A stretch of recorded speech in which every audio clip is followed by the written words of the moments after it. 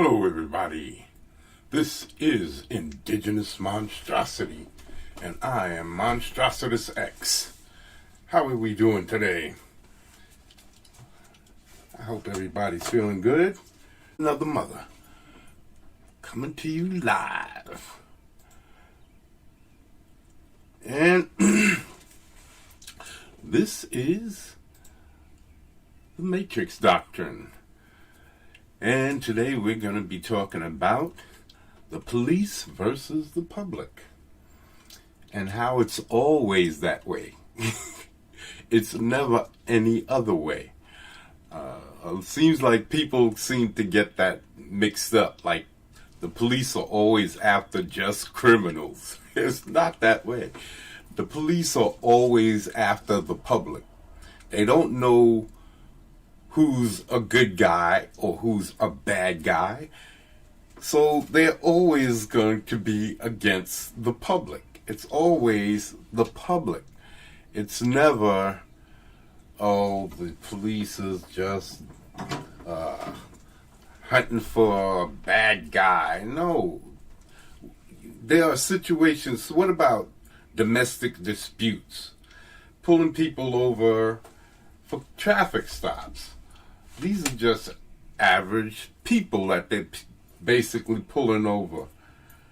And sometimes these situations go wrong. And it shouldn't. It shouldn't. It should never go wrong because the police have too much power. That's what the problem is. The police have too much power, and there's nothing people want to do to alter that. They think that the police are always doing what's right. But many times, why do the police even have to engage with you? I don't see that. I don't see why the police are always... They don't stop crimes from happening. They only clean up after the fact. People say they stop chaos, they prevent this.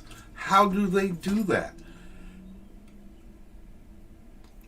On average, people don't cause chaos. It's situations that cause chaos. So how do the police stop chaos? I don't understand that. So I would like to, investigate a little bit about what goes on, because I really don't believe. I know that we need police. We need the police. We can't do without police. I understand that. But to the level that we have police, how many times do they investigate? Well, that's detectives. The average crime is, or the average thing that police do has nothing to do with, they just, travel around and investigate things after the fact. Something happens, an accident, that's after the fact. A robbery, that's after the fact. Break-ins, that's all of these, even murders after the fact. They don't prevent things. It's not like they're out there preventing things. If somebody wants to commit a crime, they're going to do it. Police don't prevent crimes, and the average person is not out there looking to commit crimes. So what are they actually preventing? There's no chaos going to be out there. If chaos comes when things happen or things are not provided, that's what happens. And look at what's coming down the line with all of these Antifas and all of that. How about this? Will we ever be able to will we ever be able to elect another Republican president? we're looking at turmoil and all of these issues that Antifa and all of this. Everybody's trying to point at Black Lives Matter. Black Lives Matter. It's like, what about Antifa and all of these other groups that's in there egging it on when they're not even black? How about that? But they're reaping the benefits of black suffering. A black man dies and white people get to kill and steal, break shit, burn shit, pillage, burn, kill, all in the sake of what? So what happened? And all of this crap started over a president, right? Because he said, grab him by the pussy. So what's going to happen the next time a Republican president? Because they're talking about they're against fascism. So what is fascism? They coming up with all of these new rules. I'm not a Republican. I don't know what I am. I tell you the truth. I'm for freedom. I don't know. I don't really care about Democrats. I don't care about Republicans. I don't know the first thing about liberal. That other one, that homeboy. What's his name? Young Ripper. He's a liberalist. I think that's. I don't know. I'm not sure. Liberal. I know liberal somewhere in there. But I don't know nothing about any of that stuff, man. I really don't care. I really don't care, because all I really care about is being free. We talk about being free, but all of this police, it's always the police versus the public. The police talk about how the job is so stressful. You shouldn't be on the job. If somebody says the job is this stressful and that stressful, then you shouldn't be on the job. Period. You should not be on the job.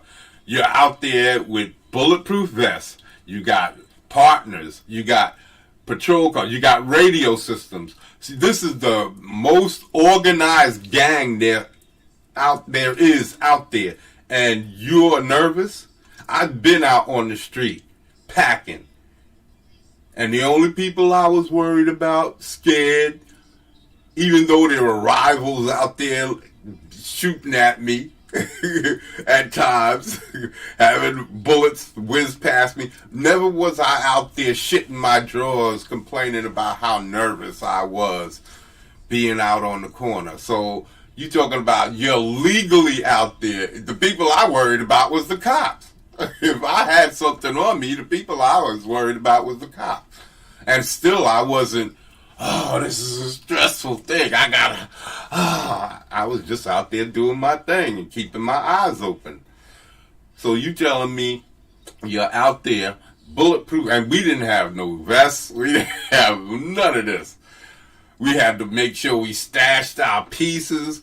We couldn't just go walking around with shit,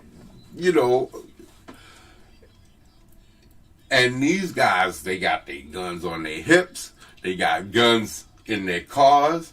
So they got guns on their hips, extra backup shit in their car, partner right next to them, bulletproof vests, and the authority of not only the state and the city that you live in, but the United States and the people, because most people are brainwashed to believe that the police is all of this.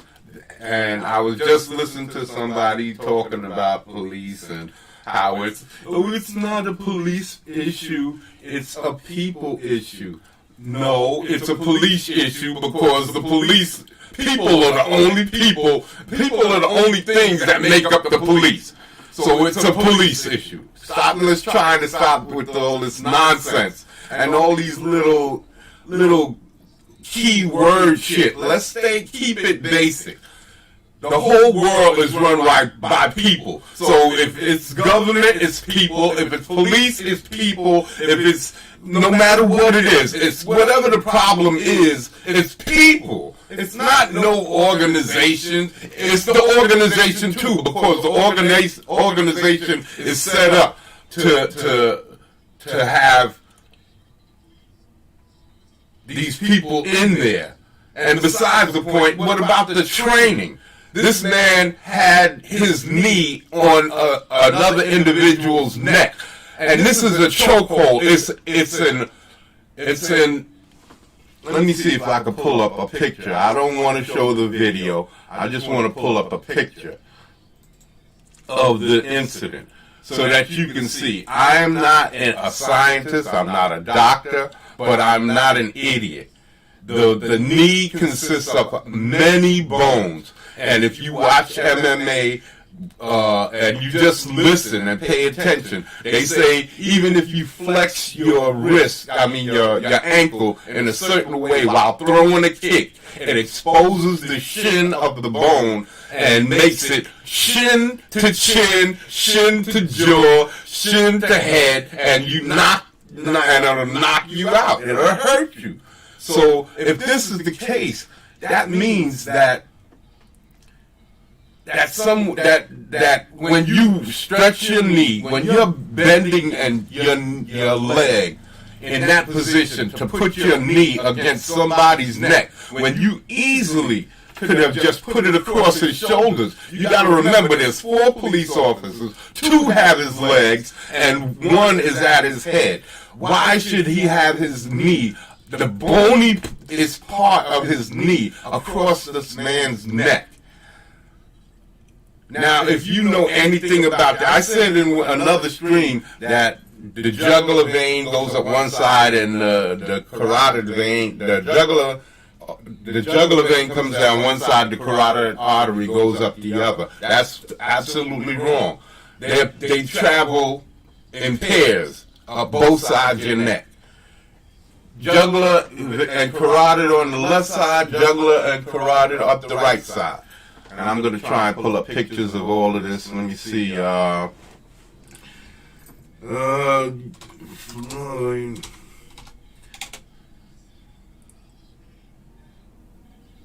Arrest. Murder. Floyd arrest pic. No, let me see the full video. Maybe I should.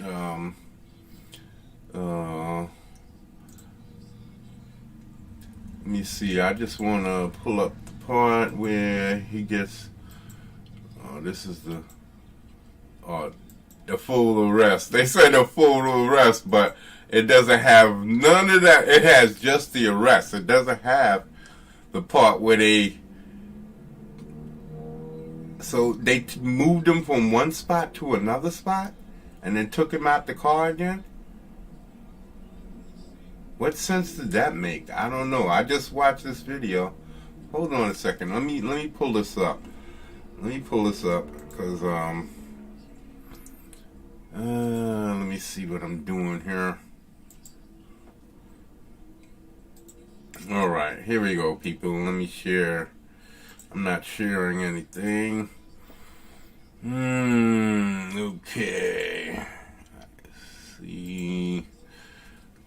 All right, let's see if we can pull this up. Oh, I didn't share the volume.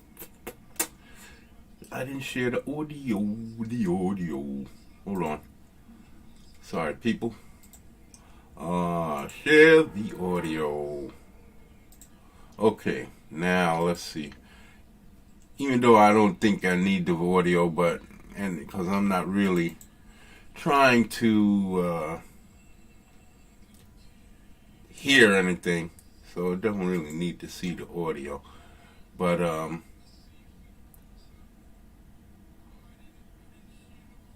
they have him here. New security video of events leading up to George Floyd's arrest. But they already had him in custody.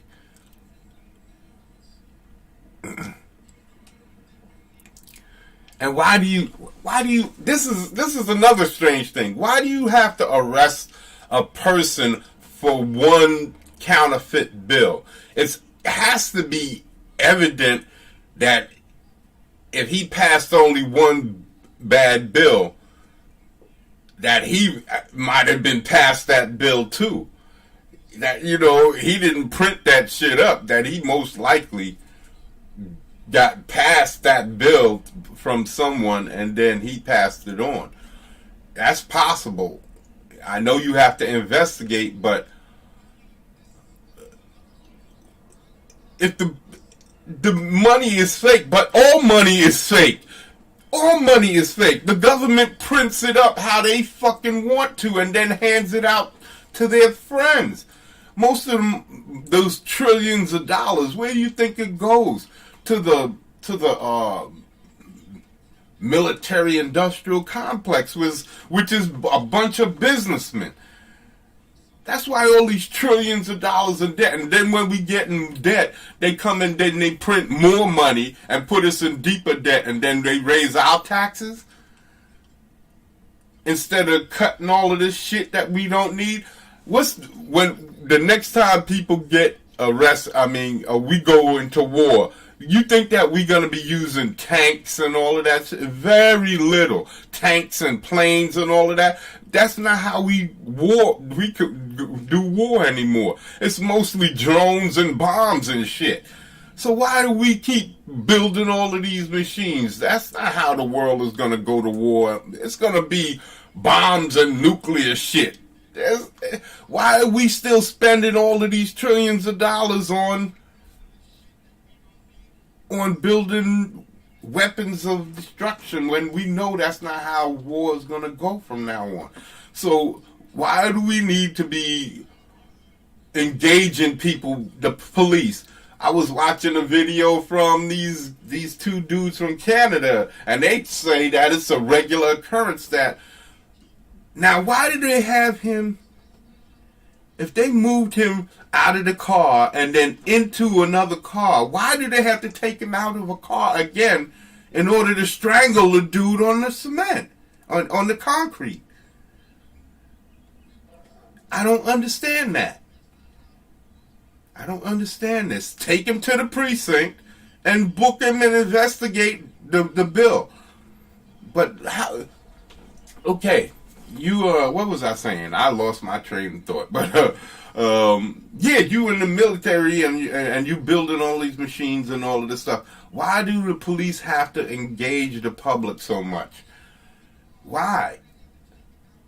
They have cameras for ticketing. If you go through lights, why do you have to stop a car for speeding?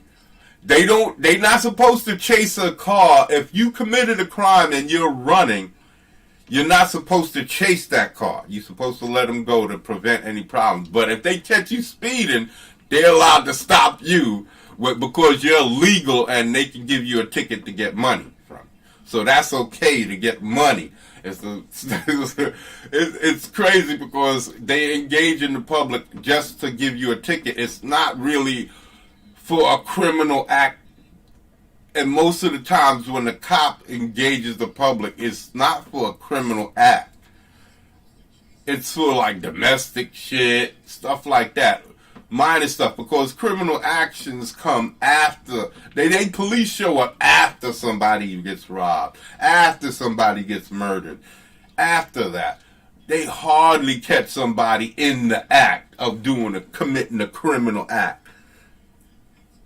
I've been pulled over in the middle of the street, right around the corner from my house, and told that I would fit the description. Now, if I fit the description of somebody who was breaking into a home or anything of that sort, why would you be stopping me? Why would you be stopping me? There's no proof there's nothing that you could find by stopping me that could prove anything. I guess, because if you find nothing on me, it's possible I was the criminal, but I dumped the stuff, right? it's possible that I could have dumped the stuff in a bush or whatever. Now I don't understand that clip right there. They took him and walked him down all the way across the block when they had a car right there. They could have put him in the car and got on with it, but instead of putting him in there's several police cars, but instead of putting him in a car, they take him all the way across the street to another car, and they don't even put him in the car. They lay him down in the street by the front tire, where they proceed to, and he didn't look combative. He didn't look combative to me. And even if that's the case, why do you have to put your, again, let me show you what I was looking at because I looked up, let me stop.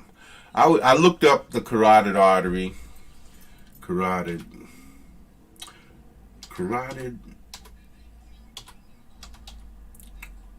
artery, carotid versus jugular.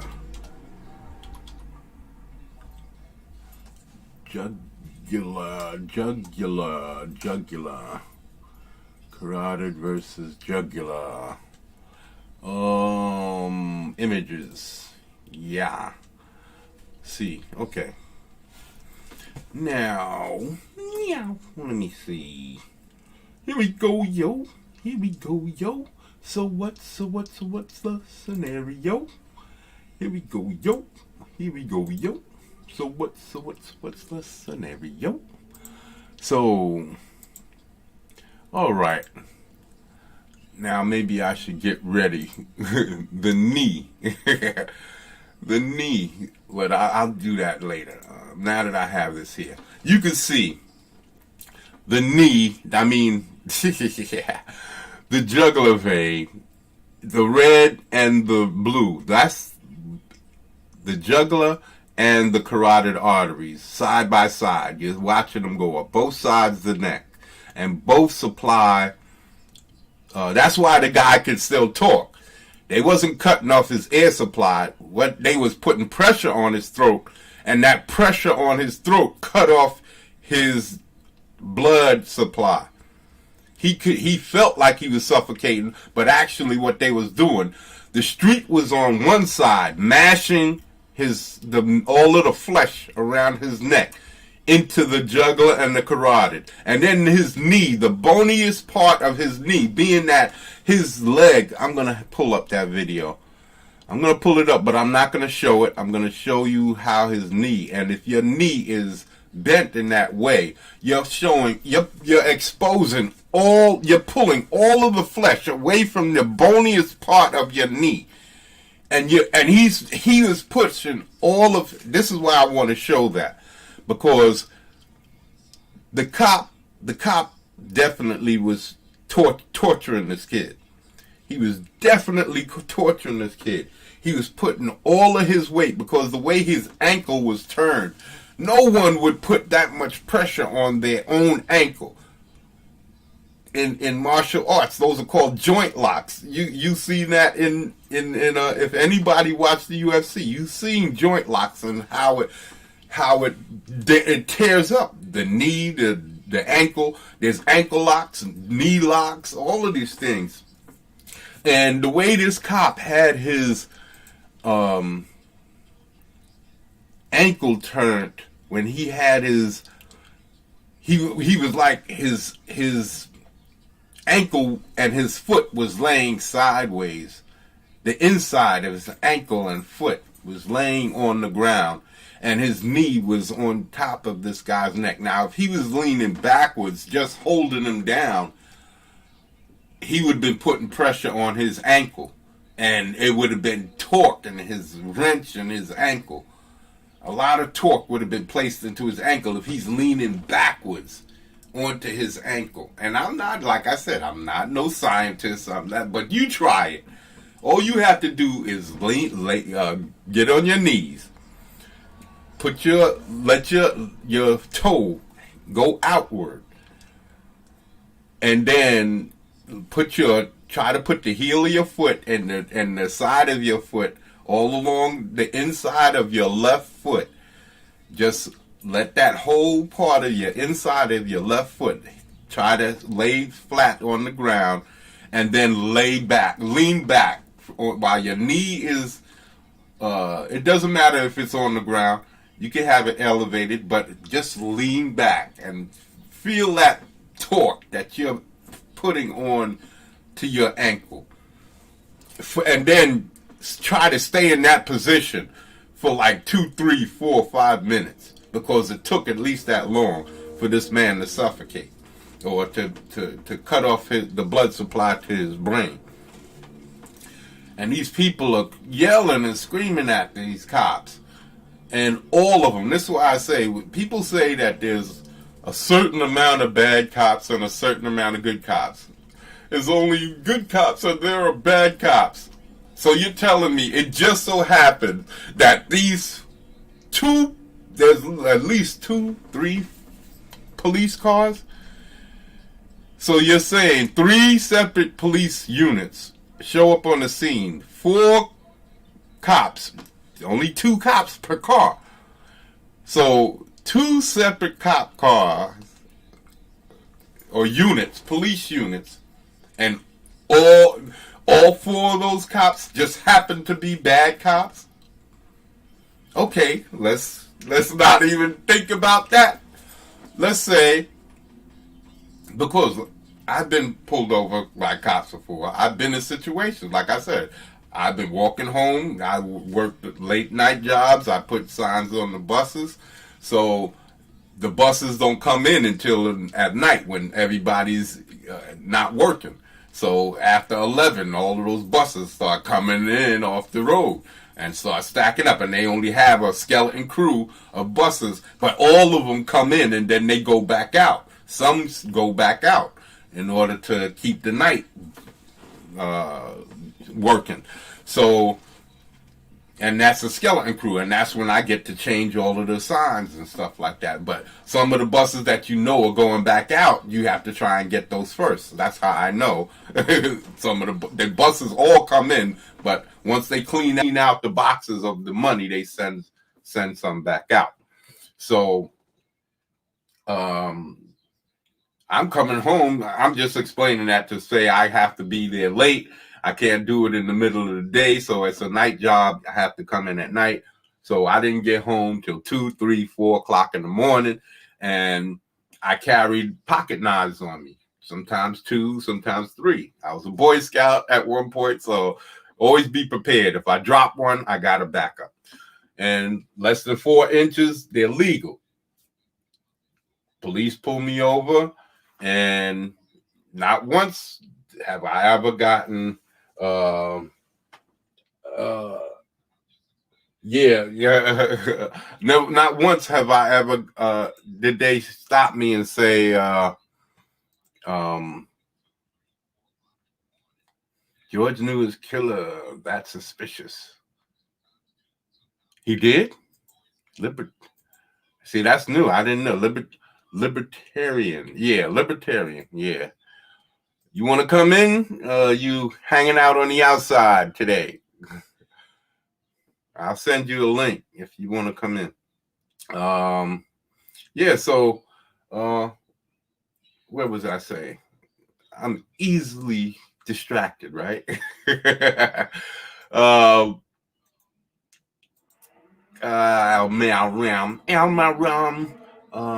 Let me see, y'all.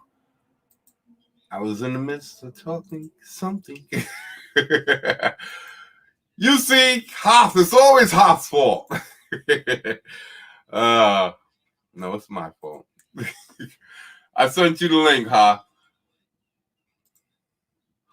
So, yeah. So if the juggler, if there's pressure being put on you, exposing the boniest part of your knee on this man's neck, and so say he doesn't know, just say that this officer does not know that he's created, which I can't believe that. because you're trained to subdue.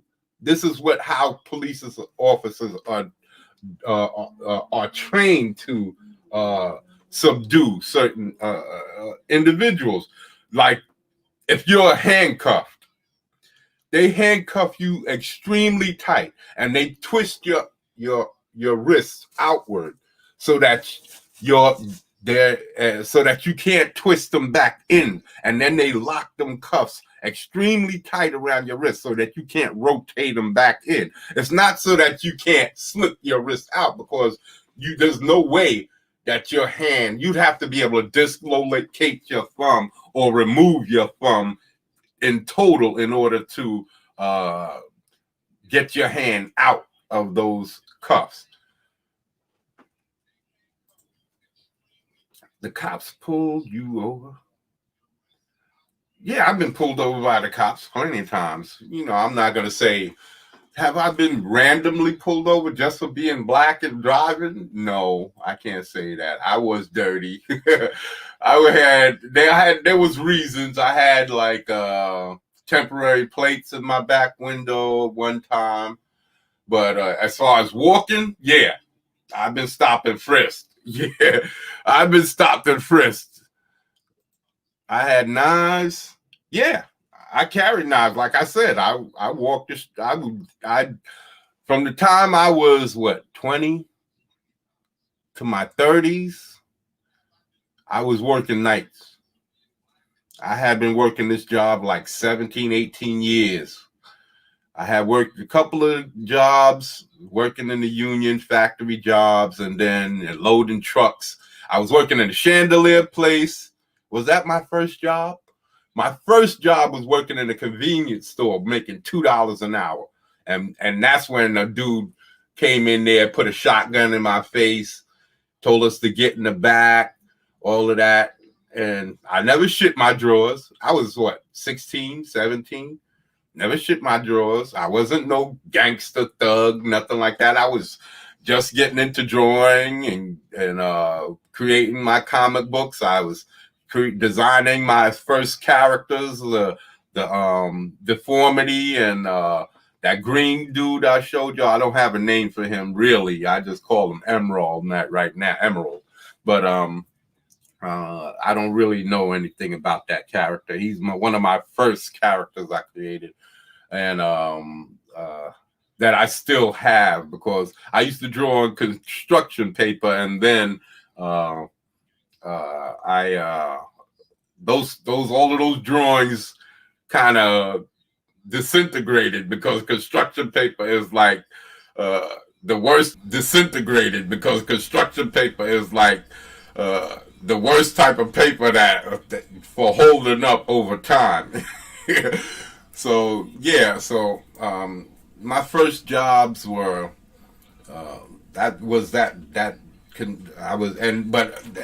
when I first started getting my independence, and I started having most of my trouble with my pops because he wasn't working at that time. So he figured, I thought I was a big man and all of this stuff, because I had to pay rent. I wasn't making nothing much, but I had to pay rent. So every week I had to pay like $50 or something like that out of my check, so I taught me how to pay rent and all of these things. But I was also like buying stuff. I would head up to the boulevard or the spot where we was all go up to buy stuff, and I would buy whatever I could find that I liked, but as cheap as I could. I was like 16, 17, so I wasn't out buying Adidas and Pumas and all of that stuff because I couldn't afford it. And my parents, we all wore Skips the whole time. That's what you call real cheap sneakers. some bull crap supermarket sneakers or department store sneakers, because my parents wasn't going to be buying no Adidas and Pumas and all of that. So I had to live with and I got into that habit. So when I started making my own money, I refused. Even to this day, I refuse. Even when I was out slinging and doing all of that stuff, I still was buying like $20 and $30 sneakers from a magazine that's called East Coast. I think it was called East Coast. East Bay. East Bay. It's called East Bay. And you ordered the stuff online, and they had all of these really cheap prices for sneakers, and I would get like the old throwback sneakers for like $20-$30. So I had, back in the 90s, I had like 30-40 pair of sneakers. I was stacking clothes. I was buying t-shirts. I'm still wearing those. I'm still wearing some of that stuff, but because, you know, I was taking care of my mom since early 2000s and stuff, so I had to stop. I got hurt on the job, stopped working, and when I was getting ready to go back to work, my mom said, please don't go back. So what was I supposed to say? They was trying to take her house from her when my father was home with his stroke, and she had to file for spousal refusal so that they wouldn't take her home from her. So I knew what they was going to do to her now that she was the senior and my father had passed and she was the senior. If we tried to get help in the home, and even at the end when we did try to get help in the home, they would only give us like 4 hours out of the day. And it was a waste of time because every day they were sending a new person and I had to do all of the work anyway. And then they stopped coming because I had a dog in the house and they was afraid of the dog and all of this. So it was a total waste of my time. By the time they would show up, I used to have my mother fed, watching TV, and I'm off trying to feed myself and feed the dog. But after that, I wouldn't eat until 12 o'clock in the afternoon, and my whole schedule was thrown off. I couldn't do nothing with the dog until the person left, and I just hated it. But luckily, it was she went quick when things started getting bad. So anyway, when I started working, I worked on that job, and then I worked at a couple of union jobs.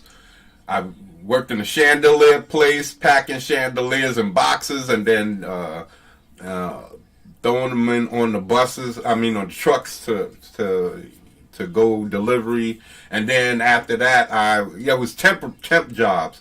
So they was able to get rid of me. And at that point, I told that story about how the boss. That's why I got fired that time. They got rid of me because the boss came down there and wanted to. We was a new floor for packing and shipping, and the black dude who was the senior dude on the floor, he was scared. He was scared of the bosses. So the boss, his name was Chip, came up. I'm gonna get back to the police thing, but his name was Chip, and he came upstairs to. I don't know what's up with people. Once you start getting money, you looking down your nose at people. That's why I refuse to give my power away to people. And so anyway, this is what the situation was. My father always taught me I'm just as good as anybody else. It doesn't matter how much money you got and all of this stuff. You a man just like me. So that's how I felt.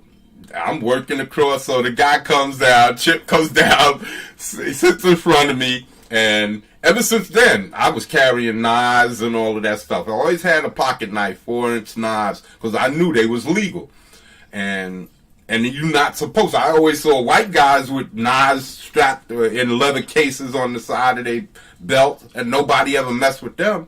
But as soon as black people, then all of a sudden, they're gravity knives, the blades, if they're too loose, they're gravity blades, and they're more dangerous than guns. All of this crap. I'm telling you, police officers have told me that.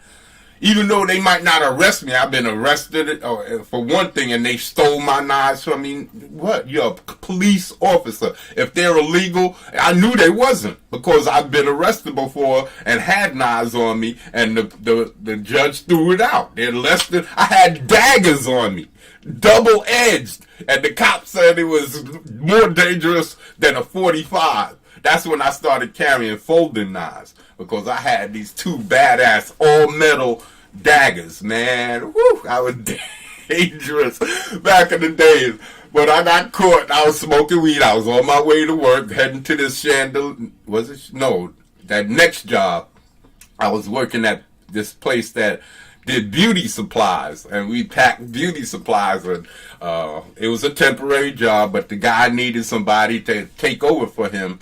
On the line, they would pack the boxes, and I would stack them on the dollies, and then put the horse underneath them, and take them down on the elevator, and then load the trucks.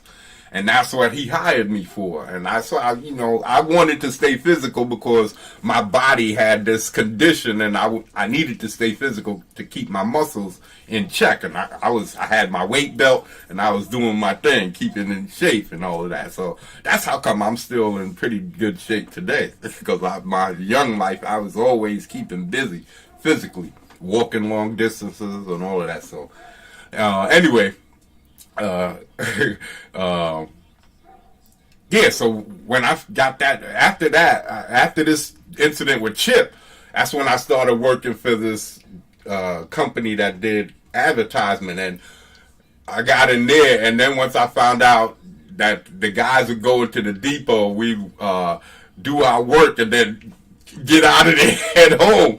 I was back home. I would get back home and hang out with the fellas and getting into wild stuff and acting a fool. And that's how I started hanging out. And I would go to work and come back and still can do my corner boy stuff. So yeah, so for that whole time when I was wilding and partying, sometimes I wouldn't go to work.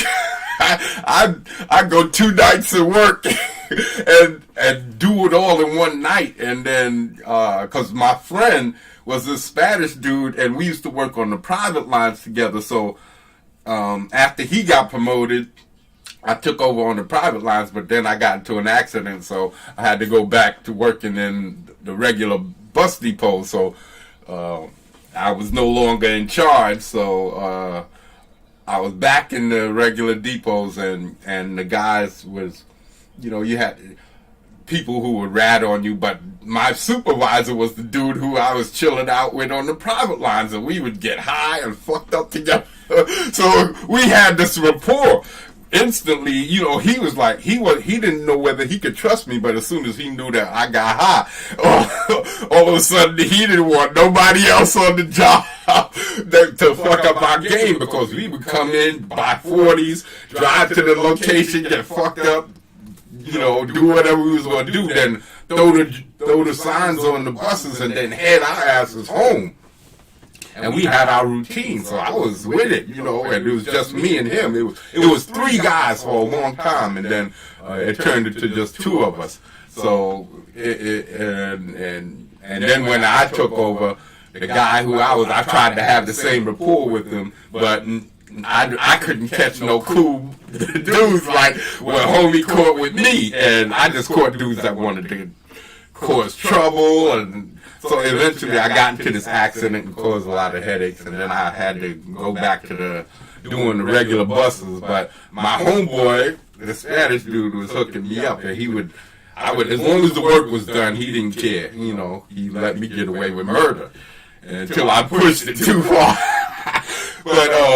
But I never got fired from that job. Like I said, I was on that job for like 18 years, and then I finally got hurt, and because I refused to do the work that they wanted me to do, and I started staying on the job when everybody else wanted to go home. I stayed on the job, and it kind of messed it up, because they was taking all our benefits from us. It was a union job, but because everybody wanted to go home, they was able to leverage our contracts against us.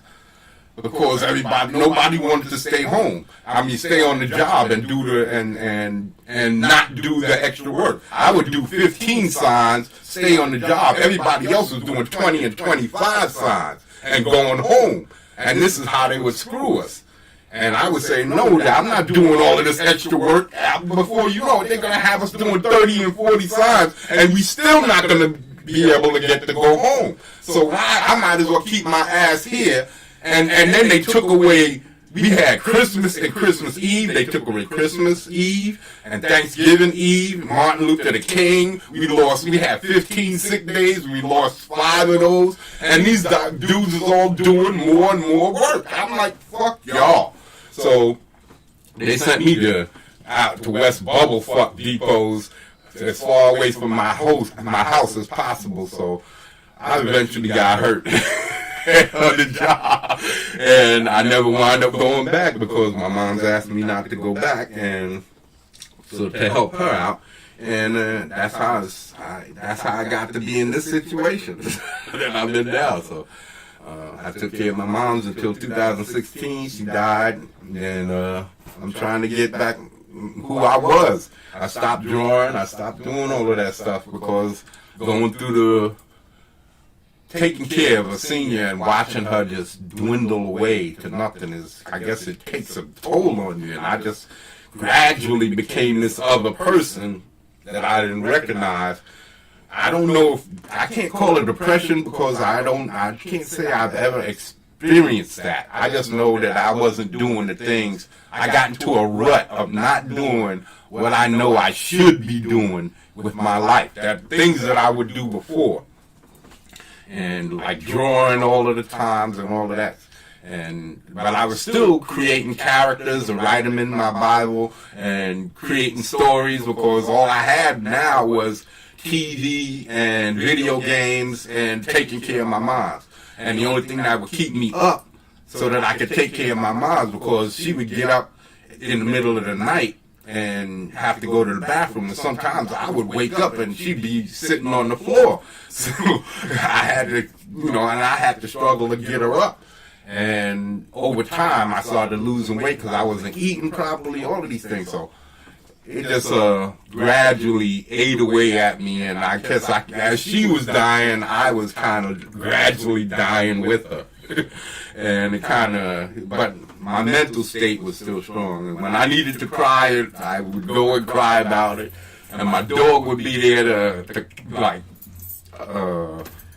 be that companion to cry on his shoulder or whatever. He'd lick my face and wonder what was going wrong with me or whatever. But then he died last year, the end of March last year. So I don't have him no more. So now it's just the drive to make things better and to do things better.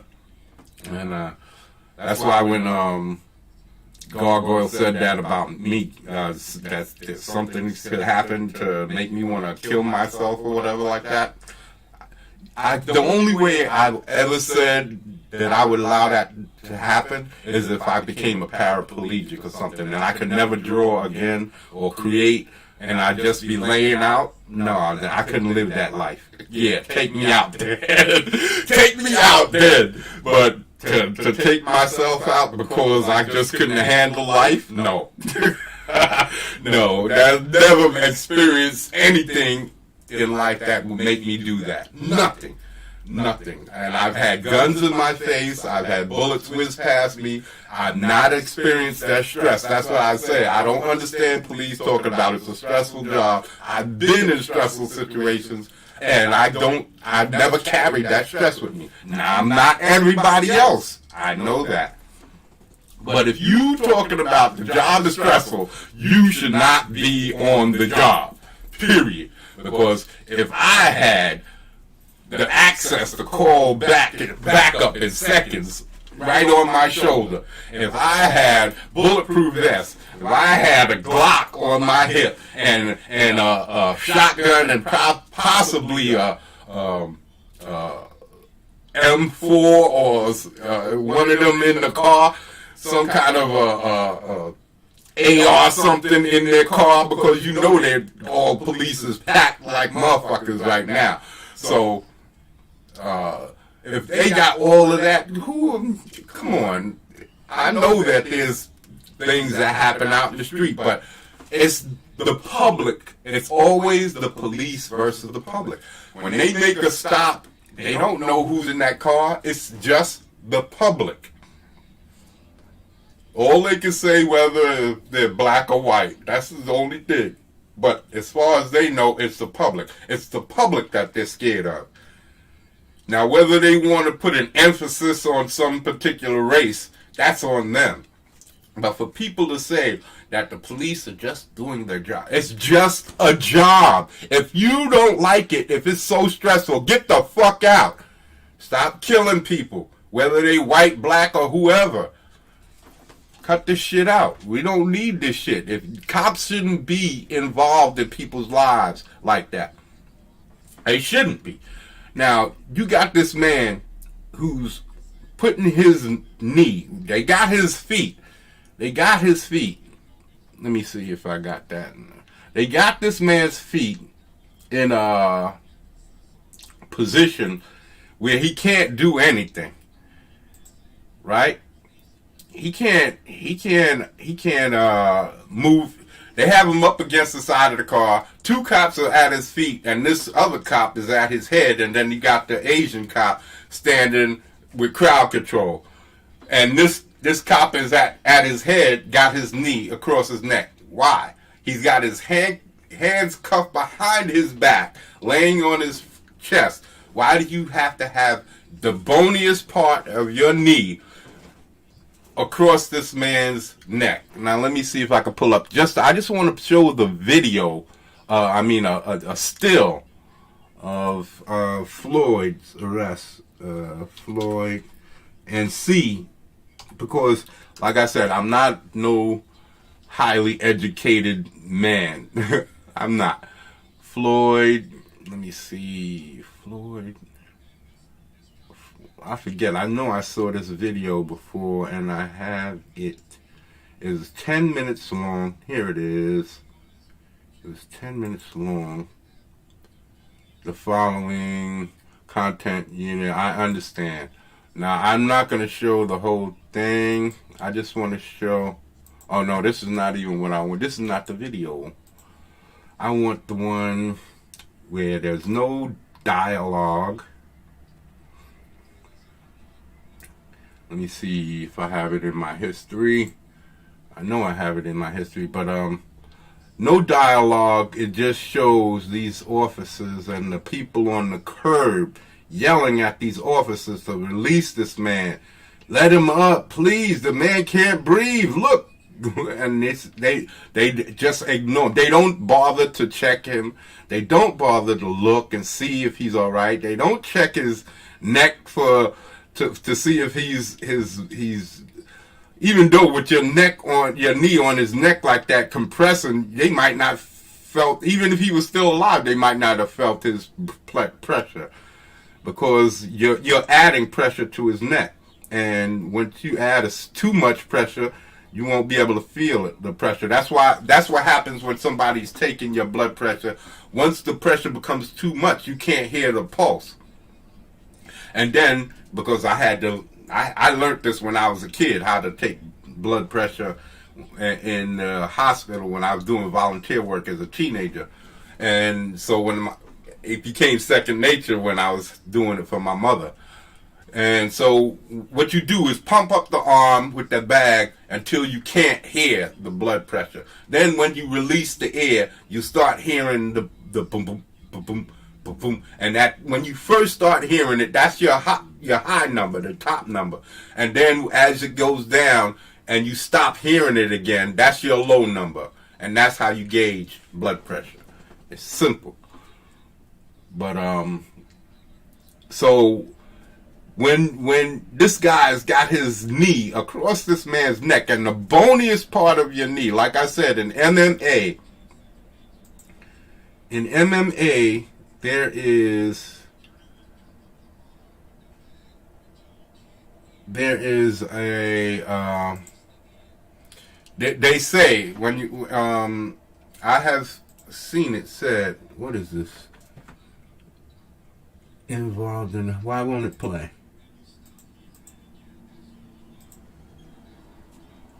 Oh, it's no longer available. See, now they remove it.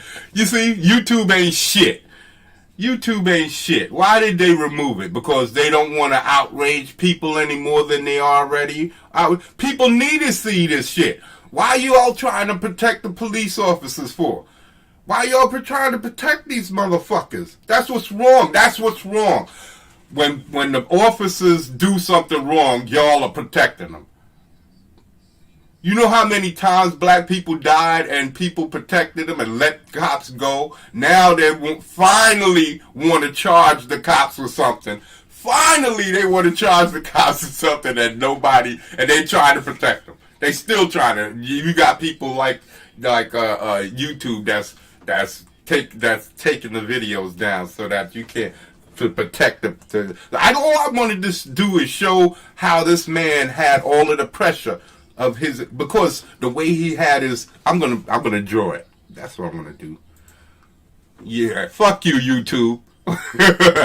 Fuck you. You can't fuck up my game. Motherfucking YouTube, man. Yeah, the goddamn shall prevail. Fucking guys, man. All we just trying to show is the evil that men do. He's a man. Y'all want to worship motherfuckers. Stop worshiping motherfuckers. These are men. They're not motherfucking gods. They're not the authority.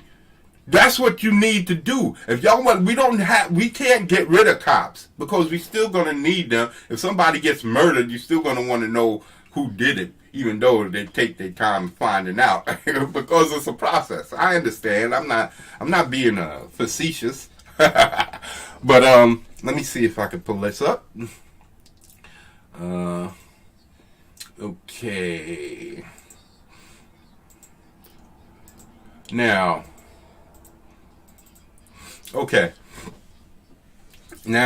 from the position that I saw it, the man, the cop was here, his body, and then his hip, then he had his leg up here on his neck, and then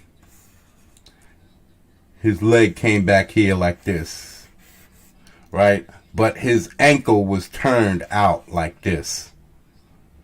And you don't do that. You're putting extreme torque on the ankle, right? And now if he's leaning back, he's putting an immense amount of torque on this ankle. But no, the man's head is here, his neck's here, and his shoulders here. So all of his weight is forward or on this man's neck.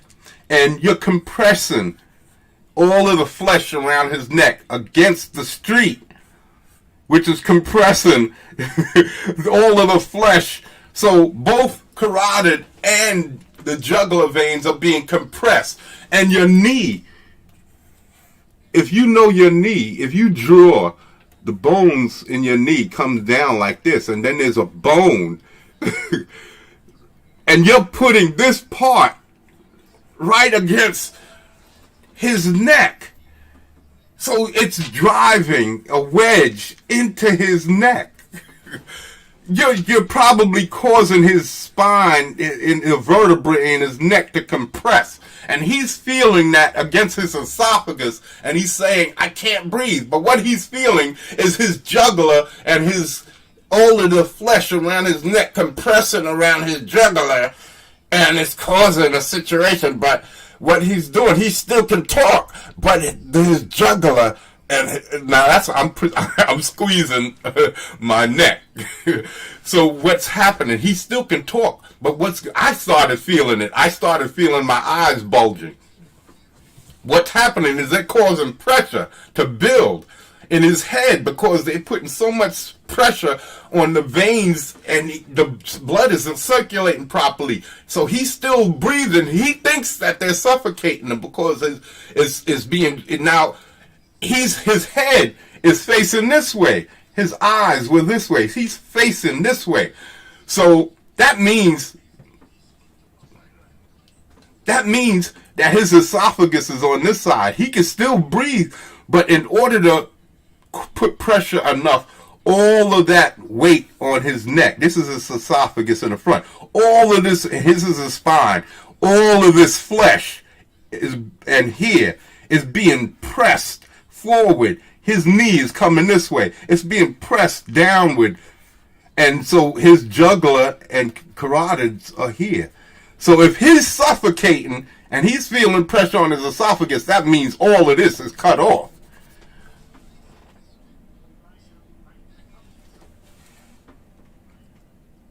Yeah. Okay. Oh, you can't see what I'm doing here. Okay. This is his hip. This is his knee.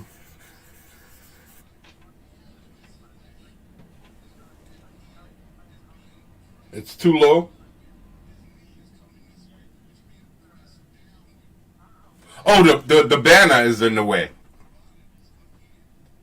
The banner, yes, I forgot. I'm not used to this. I'm a new jack, people. I'm a new jack. Okay, which one? Nice. Okay. This is the banner. Hide the banner. That's what you gotta say. Get rid of the banner. Yeah, so what was I saying? Okay, I was saying about the jugular vein. The pressure of his knee is coming down here, right? This is the top view. This is the top view of his neck. This is his spine. This is his esophagus. These are his jugular and his carotid on both sides of his neck, right? Now, the man's knee is coming down here, putting pressure this way, because he's leaning forward this way. So all of his weight, remember, his ankle is over here, so he can't be leaning backwards onto his ankle. If he's there for like 5 minutes, just say 5 minutes, he's gonna fuck his ankle up. And that's what I'm saying. Just try it. All you have to do is lean on your ankle as it's turned like this.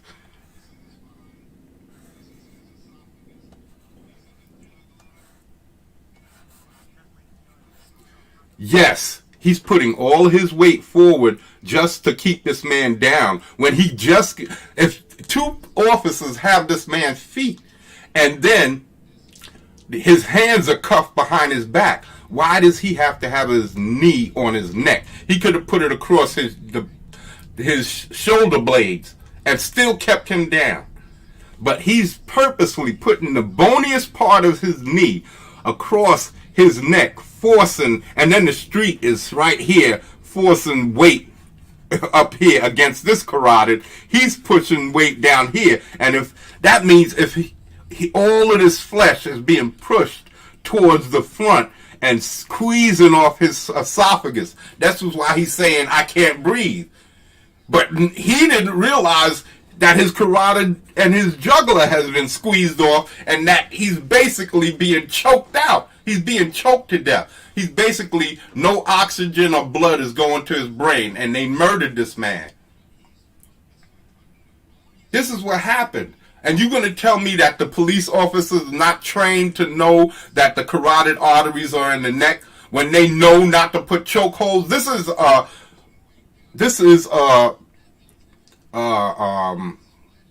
I forgot the word I was going to wear. A reimagined chokehold. Instead of using your arm, you're using your knee. But you can't tell me that they don't train these officers to know that he's causing that this position would keep him more restrained than putting it across his shoulders. This is taught. This is no way that they did not train him to do this in the academy or somewhere, that to allow a man to put his weight across another man's neck. You're talking about cartilage. You're talking about cartilage between each vertebrae. Even if he's not going to suffocate the man, you're talking about possibly dislocating the man's vertebra. Putting 15, how much does this part of a man's leg weigh? Plus about this much of his body. 40, 50, 60 pounds out of 200? Out of 180 pounds? You're talking about at least 50 pounds of pressure on this man's neck. Come on. And you're talking about cartilage between the vertebra. Cartilage between the vertebra.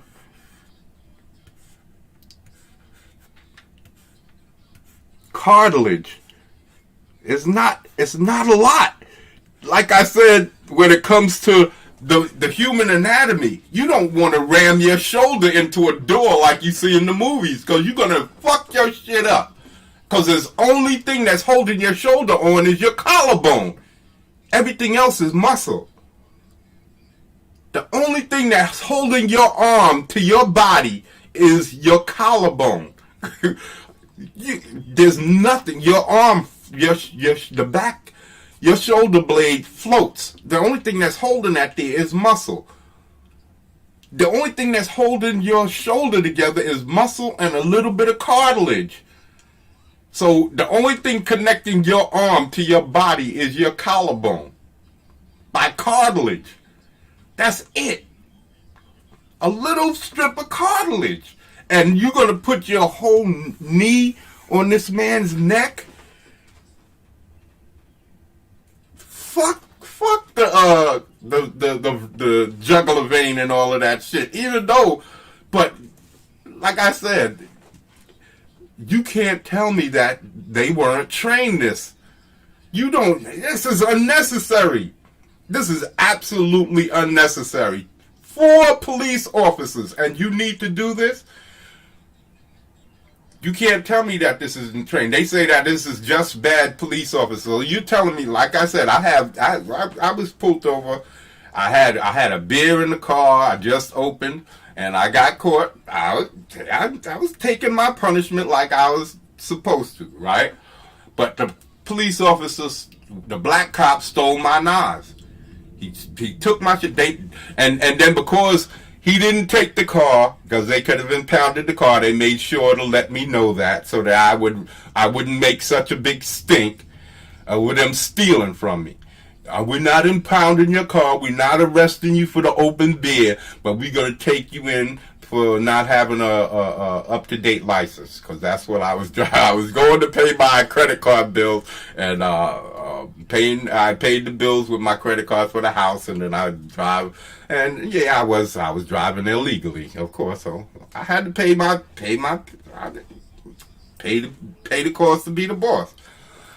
I never got pulled over for any real traffic infractions. I drove really well. I knew how to drive. I just wasn't legal. So, suspended license. So anyway, was it suspended or was without, just not updated? I think it was not updated. So I let it suspend, get outdated. So never renewed it. So anyway, and the cops stole my knives. They were legal knives, but now they packing them on their hip. Beautiful, big ass fan blade knife. That shit was beautiful. But I have more. So I was buying them by the box loads back then. So I still got a whole boxes of knives. I was gonna sell them. That's what I said. I could have gave y'all knives if y'all wanted to. I could have just came back and dropped a couple behind the precinct, and y'all could have said y'all found them. Y'all didn't have to steal my shit.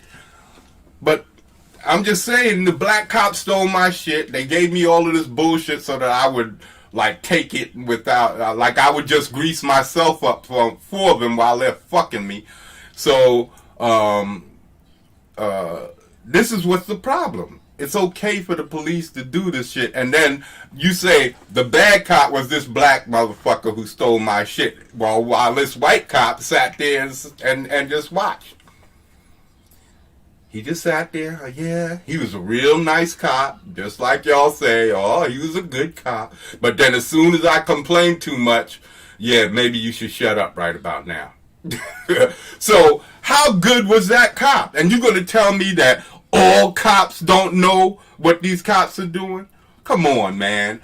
If cops wanted to, they would dime on these motherfuckers. But the problem is, cops are backed up by other cops. And it's the Serpico thing. If anybody has ever seen Serpico with Al Pacino, which I was called because my brother shot me in the face with a BB gun when I was a kid, so I still got the scar on my cheek, and just like Serpico, I had it in the same spot on my cheek. So the reason why cops don't dime each other out and there's that blue line in silence, because you depend on your partner. When you are in shootouts, if you're out there in the street, it's them against the public. They don't know who's going to shoot at them. It's if somebody shot at the police, they're going to be looking at everybody. They're not going to say, "Oh, that guy's a criminal." It's going to be the public in general. If they go to a domestic dispute, they don't know if both people, even though one person called the cops on the other, they don't know if both people are going to wind up jumping the cops. Because it happens that the person who called the cops, a woman who was getting beat up, called the cops on her man, and because the cops are going to arrest him, she decides to jump the cops. That happens. So it's always the police versus the public. It's always that way.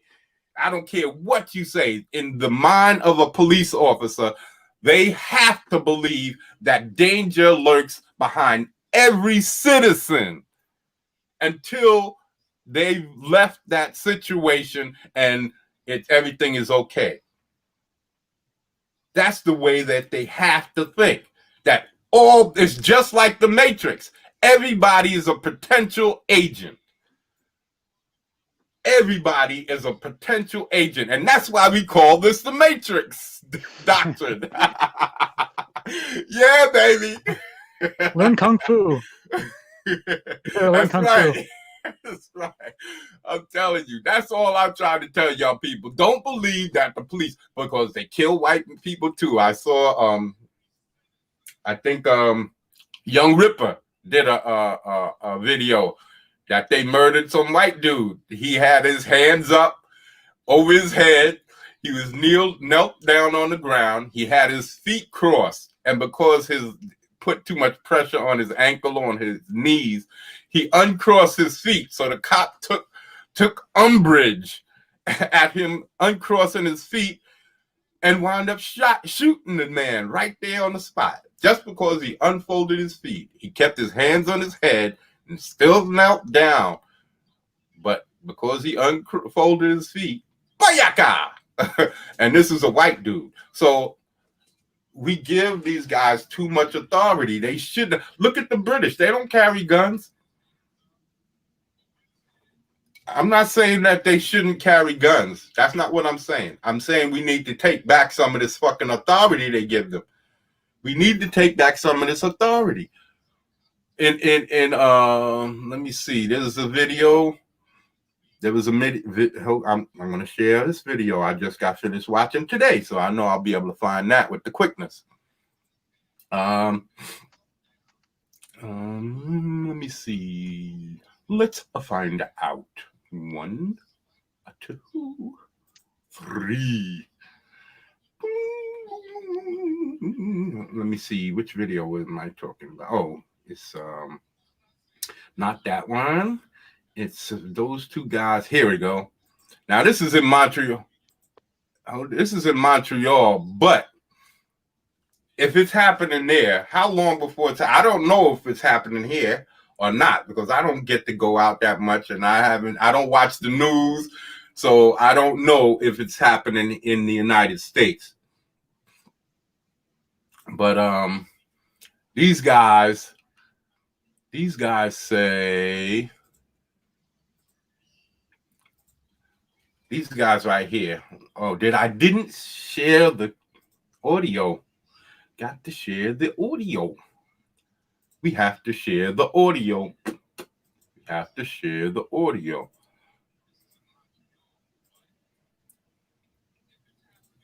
morning. How are you, sir? Deputy Snell with the Sampson County Sheriff's Office. You got your license and registration on you? I do. All right, may I ask what the stop is for, sir? I'll let you know as soon as you give me your ID. Who you work for there? Your shirt. People, you don't have any obligation to answer these types of questions.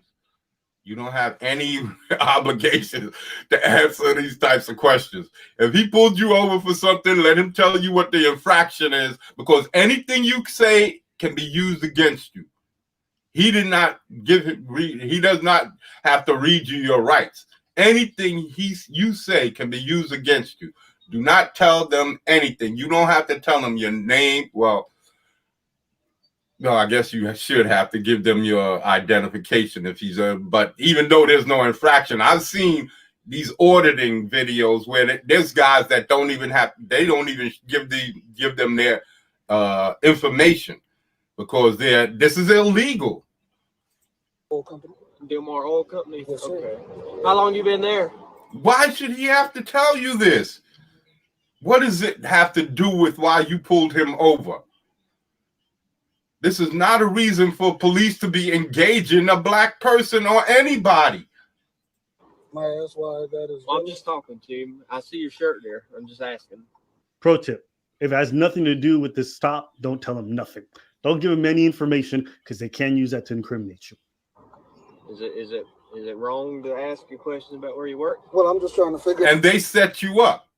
The police, if you are arrested or under investigation by a police officer, like I said before, I've been stopped in the middle of the street, right around the corner from my house, a block up. I told the officer I live right around the corner, right on the corner, right up the block, around the corner, up the block, and on the corner. That's where I live. And they still found it necessary to stop me, search me, and then let me go. And why? Because I fit the description of someone who was trying to break into a home in my area. Okay, so why not? If I fit the description, doesn't that mean you have to arrest me and take me in for any type of identification? Yeah, right. This is the bullshit that they use to fucking have contact with you, and then if it goes wrong and you wind up dead, they say they have every right to. Why do they have the right to make contact with you if you are visibly not doing anything wrong? I don't give a fuck about fitting the description. That's hyperbole to give them the excuse to stop and frisk. What that has to do with the stop. Okay. All right. Well, if you don't want, just casual conversation. Casual conversation. You are on your job, motherfucker. This is not fucking the dating game. Since I got you stopped there, you're driving 65 and speed limit 70. I'm just wondering what's wrong with me. Now, since when is it illegal to drive 5 miles an hour below the speed limit? So this officer, there's no crime being committed, but he pulls this man over to engage him to find out if something is wrong with him. Is that the job of a police officer? Was this man swerving through the streets, creating a dangerous situation? No, but he pulls this man over just to let him know he was driving 5 miles an hour and to ask him below the speed limit and to ask him if there was something wrong. Does that go on? This is in Canada. These people are from Montreal, if I'm not mistaken. But does this go on in America? Is there any reason for any police officer in any free country to engage anyone under these types of circumstances?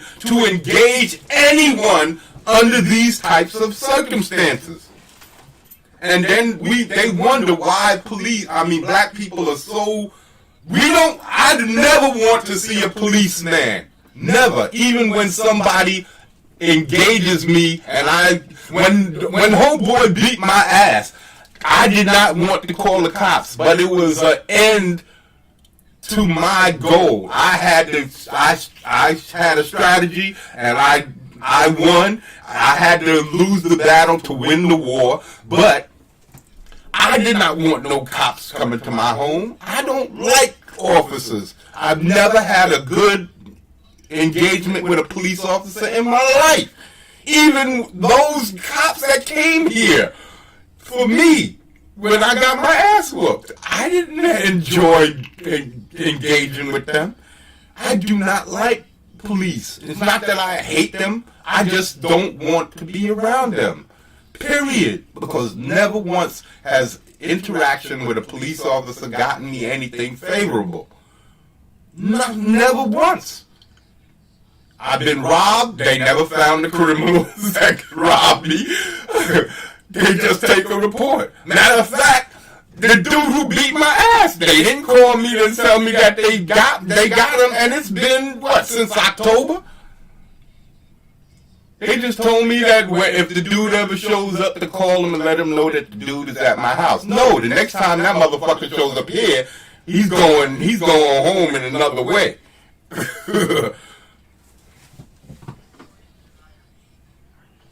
Yeah, what's the purpose? What's the purpose of engaging them? This is, yeah. Yeah.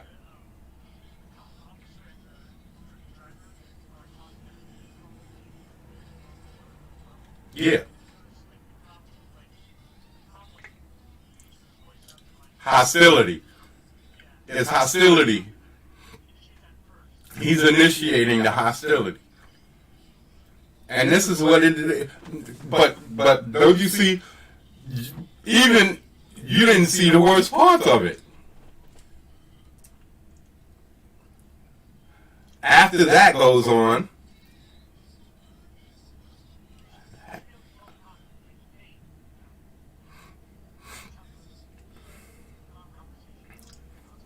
but not only that, watch this.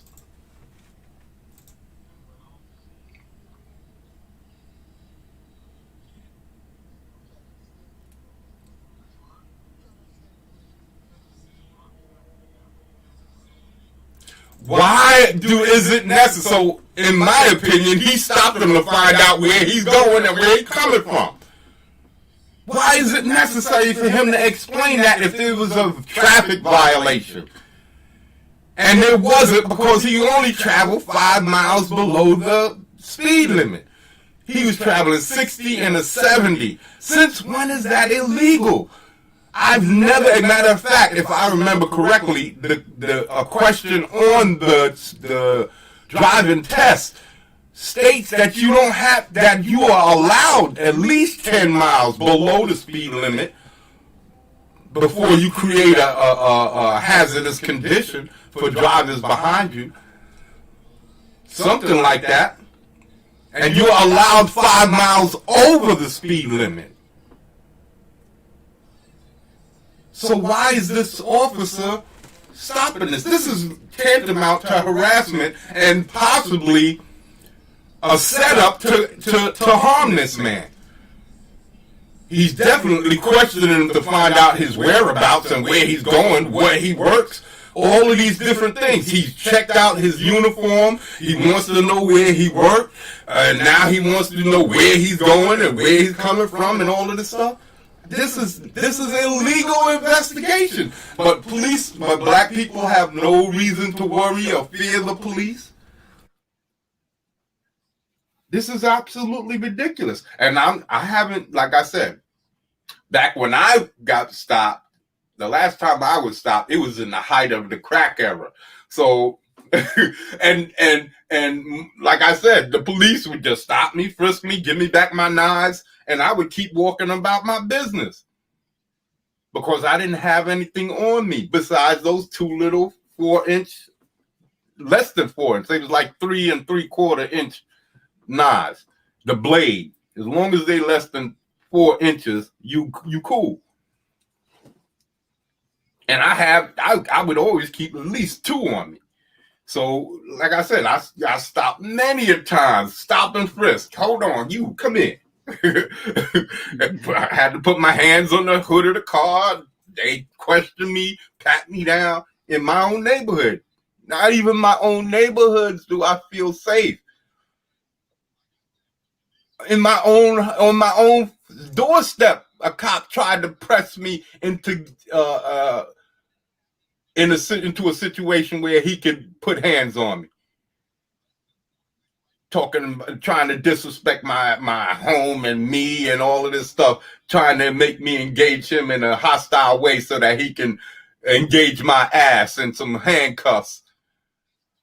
I know what he was doing, but again, I'm not going to let anyone. This is what power is. This is what I keep telling you. This is a power stream too. The MATRIX doctrine is also about power, man. It's about realizing the reality of your reality. And life is crazy. Now watch this fool.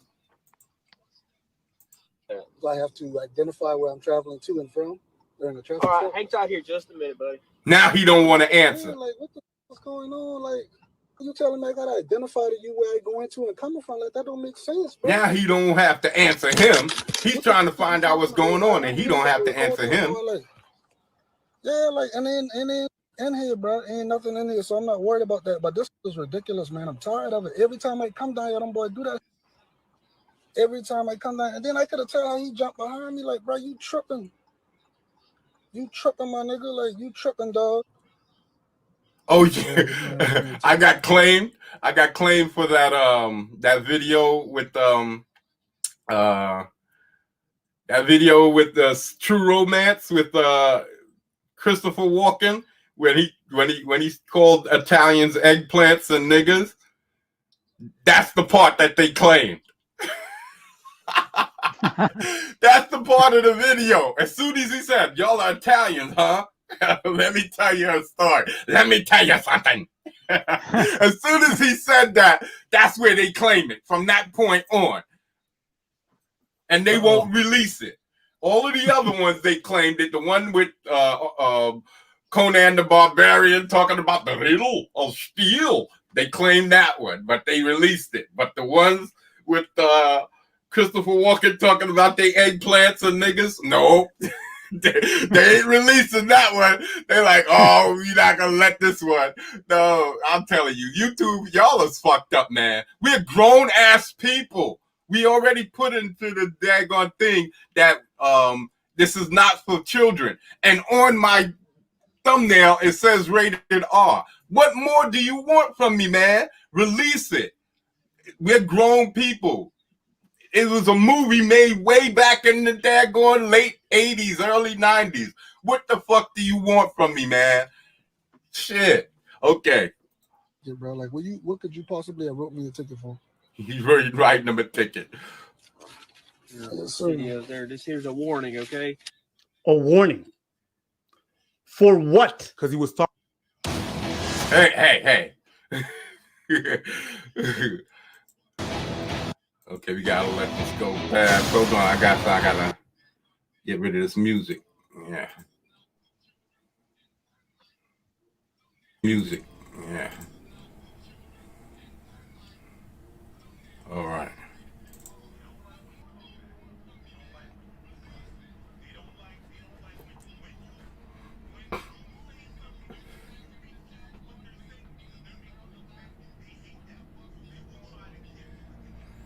You're supposed to be a slave, man. You're supposed to be a slave. It's just like going back to the days when I'm not trying to insult anybody white, but it's just like going back to the master slave days, man. When a white man says something, a nigga better talk. You better bow down, cow, and do what you, otherwise you catch that whip.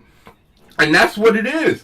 Police think that they have the right to talk to you anyway, and you have no right. If you talk to them, oh, you disrespect them. What? You're just a man.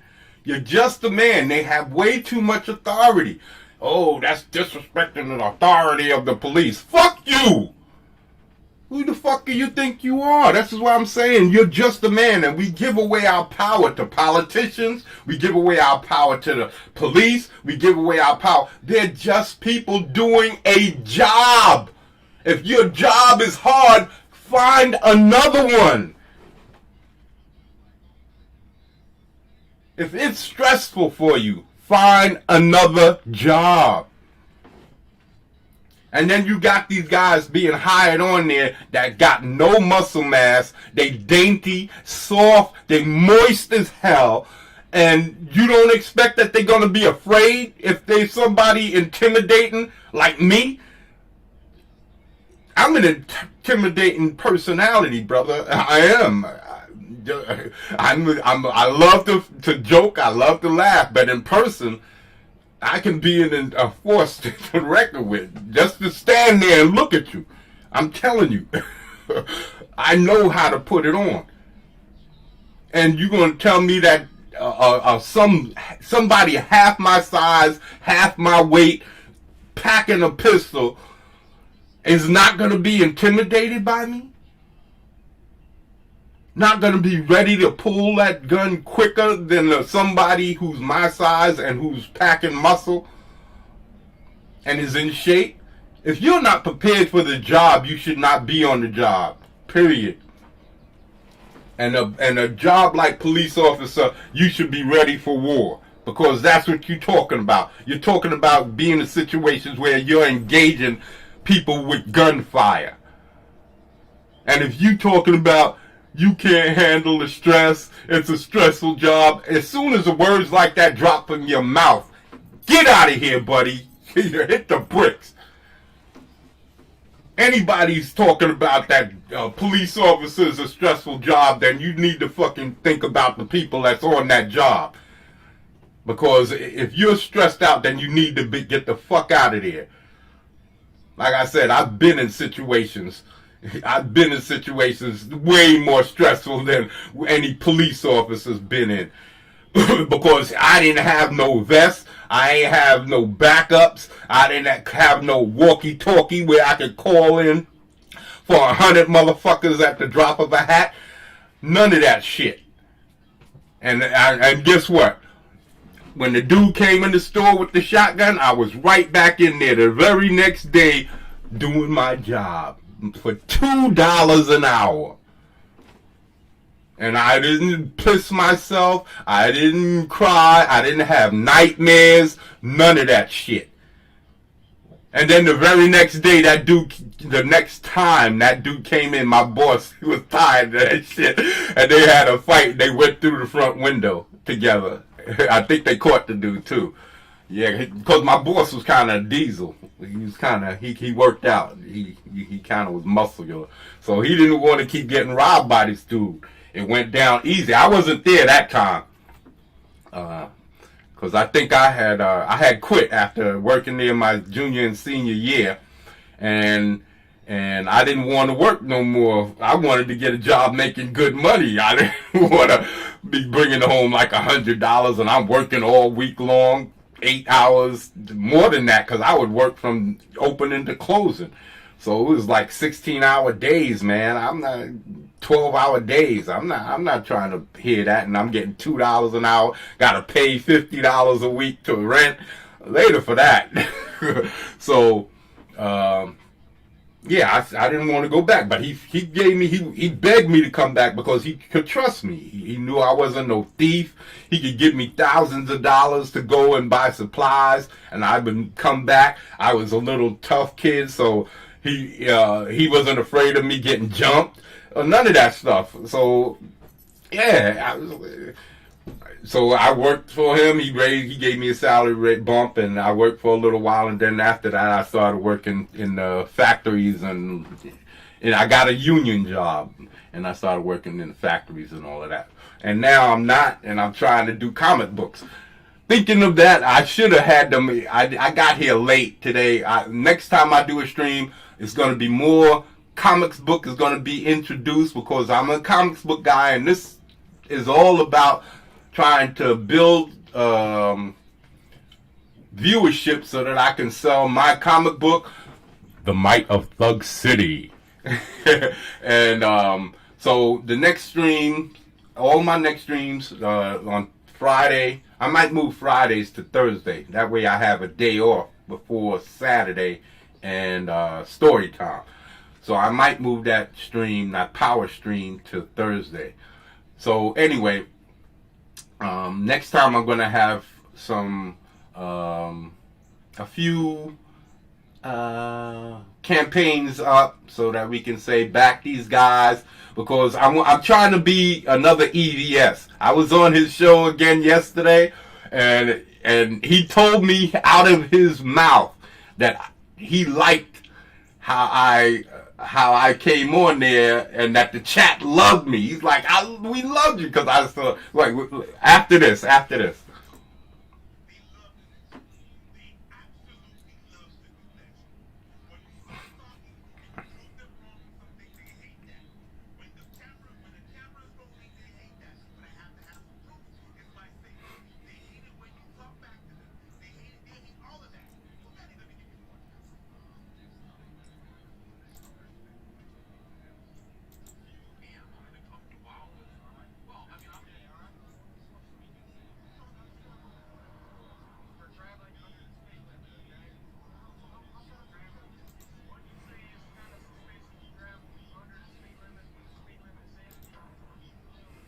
What?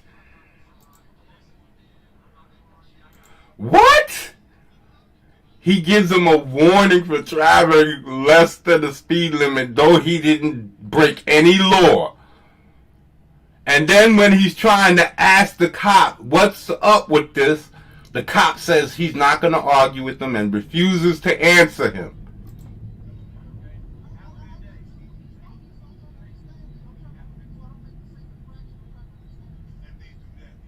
You see?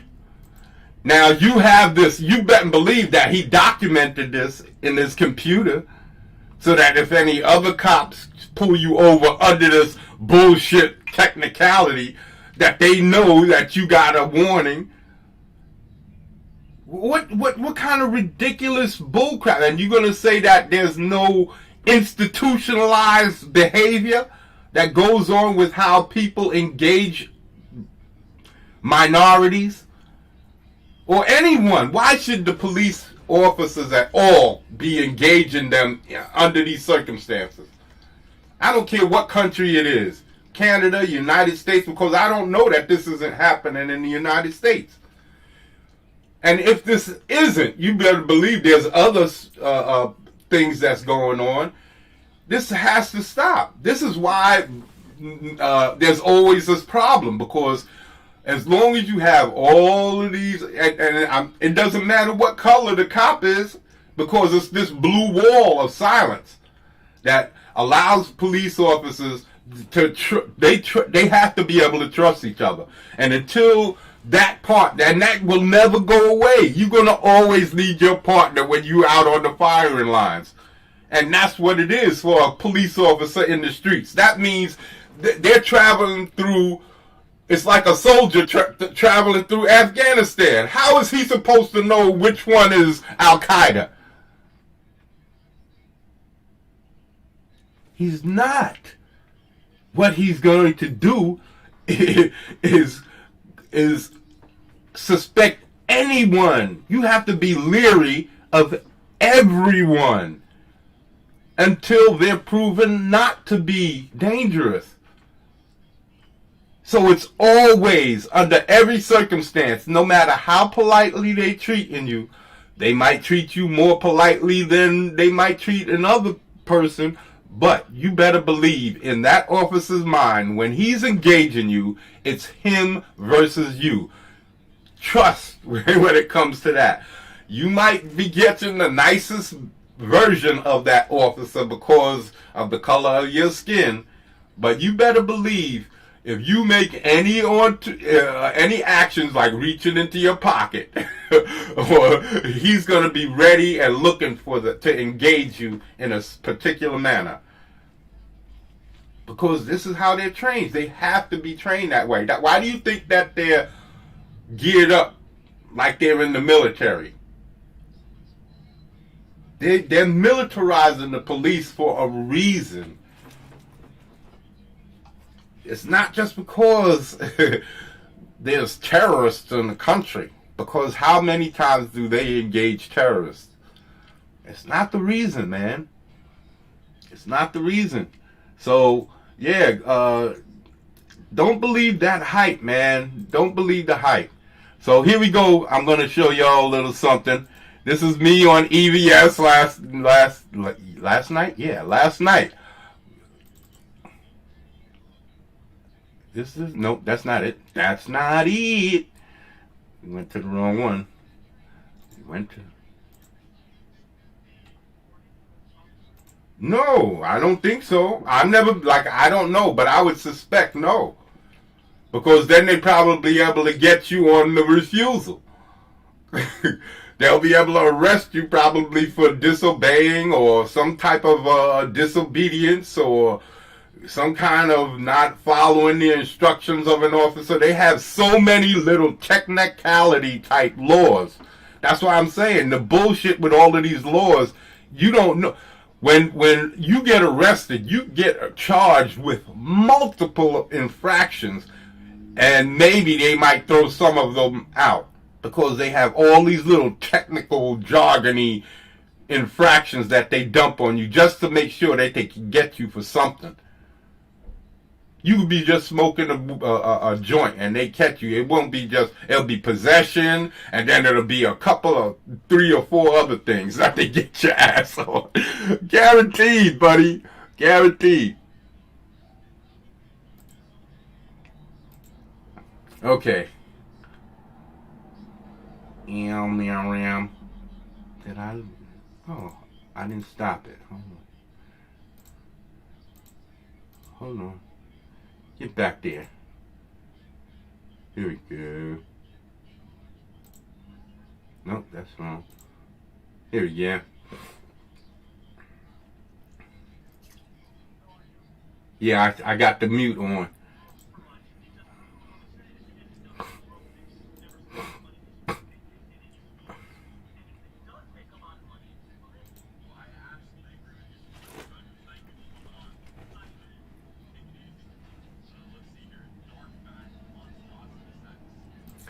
Yay!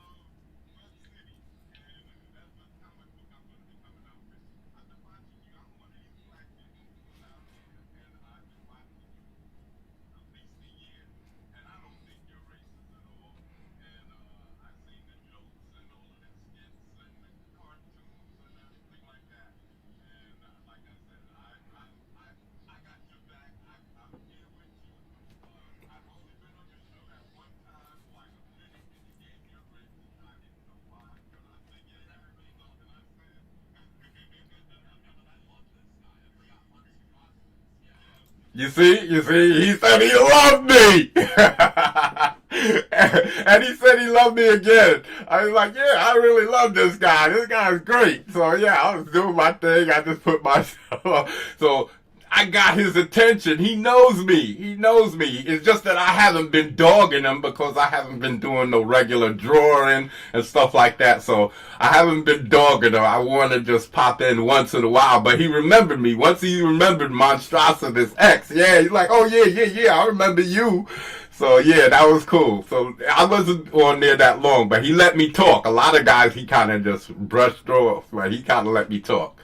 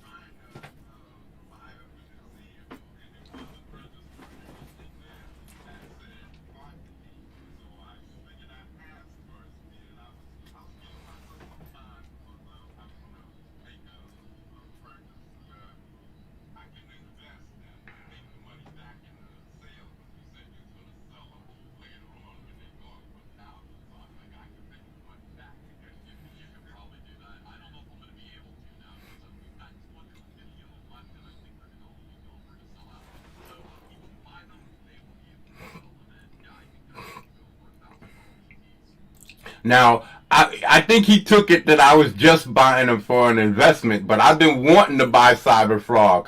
It's just that I can't afford to spend $200 right now. So I figure if I buy like 3 or 4 of them, I can sell 2 and keep 2 and make my money back. And it might be a year. It's not that I don't have the money, but I don't have the money to put out. And I don't see nothing come back from it because later on I might need that 200. So if I'm buy 3 or 4 and I sell 2 for 1,000 and I keep 2, then I'm basically making my money back, and I get to enjoy Cyberfrog too. So I'm trying to explain to him. I hope that I'm not insulted because I'm not trying to, just use it as an investment. I like his art. I like his story. I've been wanting to buy it. It's just that I'm kind of money tight.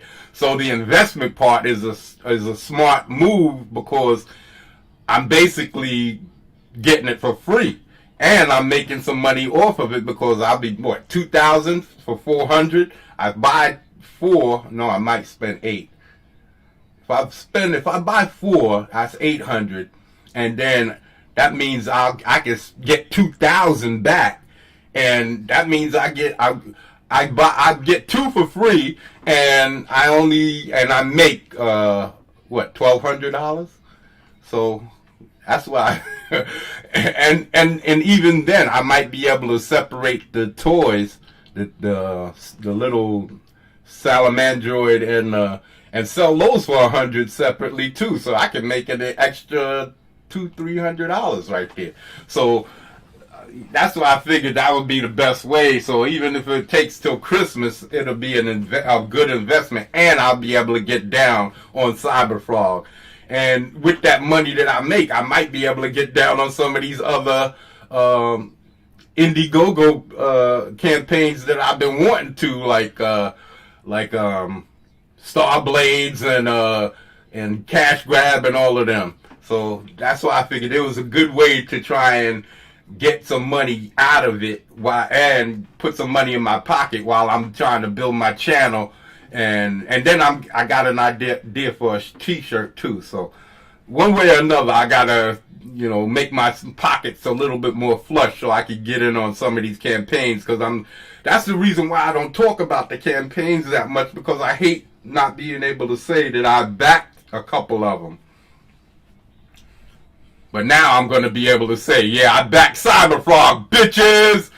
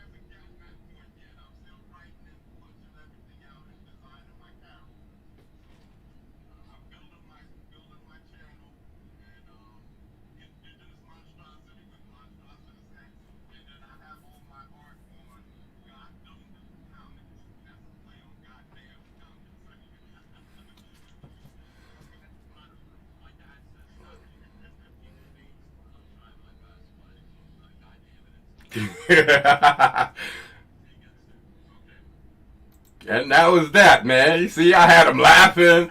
Yeah, we was getting along pretty good together, so I was kind of feeling good, man. He likes me. Hey, Mikey, he likes it.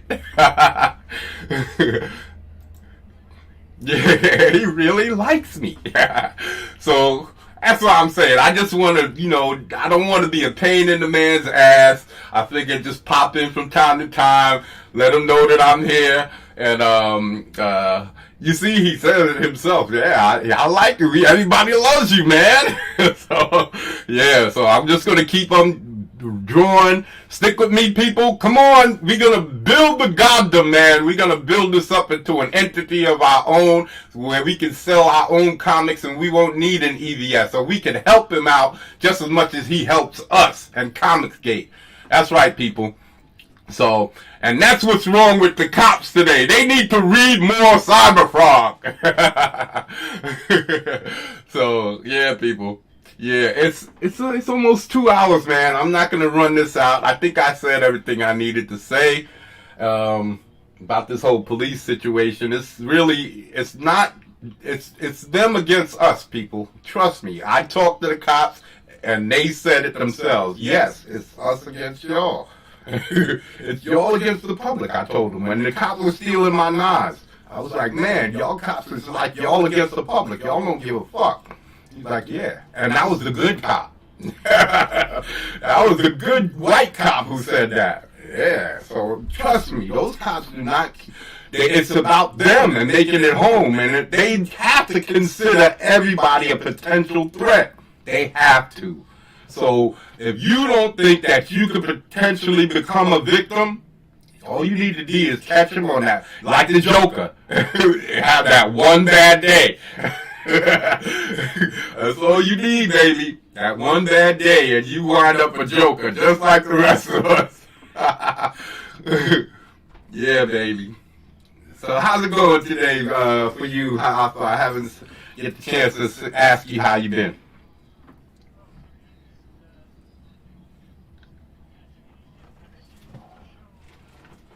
Saturday? Yeah. Yeah, I was dead tired, man. I think I was only on for like 2 hours and I was falling asleep near the end. I was like, yo, man, I'm getting out of here. I'm dead tired and I can't, because I didn't sleep that night. I think I had like an hour or two. I had eaten like 4 or 5 in the morning and I think that would have, and then I fell asleep and I woke right back up at 8. I think I fell asleep around 6, woke right back up at 8, and then I was up, and when I got on the stream, all of that hit me. The heat was up, and the heat, because I came upstairs into the attic, and that's where all the heat is. So the heat was up, and I was feeling it, and I was just starting to nod, and I just said, this is it. I was struggling to make it to the 2-hour mark. And then I finally said, man, this is it. I'm going this downstairs and sleep, man. And that's what I did. I took me a nap. I ate. I felt better after that because I got a good sleep. So that's what I've been trying to do, getting a good sleep and come in and put in the hours. I was supposed to put in some time this morning and do some drawing, and I just didn't feel up to it. Again, I don't know. I didn't do anything yesterday I don't think I ate good enough, and that's the problem. I'm not eating enough. I'm not keeping a regular schedule of eating. It's like as soon as I need to do something, if I'm writing or if I'm drawing, I let that push my time, and then I wind up eating hours later, and then that throws off my whole schedule of eating, and then I might not eat for the rest of the day, and then the next day I have to start again, and it's just. It's rough. So I gotta try and cook meals. Like that's what I'm trying to do. Cook dinners, like big pots of spaghetti, macaroni, rice, whatever it is, so that it'll last for the week. And then I'll just have to cook breakfast, so that at least I have something quick, like egg sandwiches, oatmeal, stuff like that. Yeah.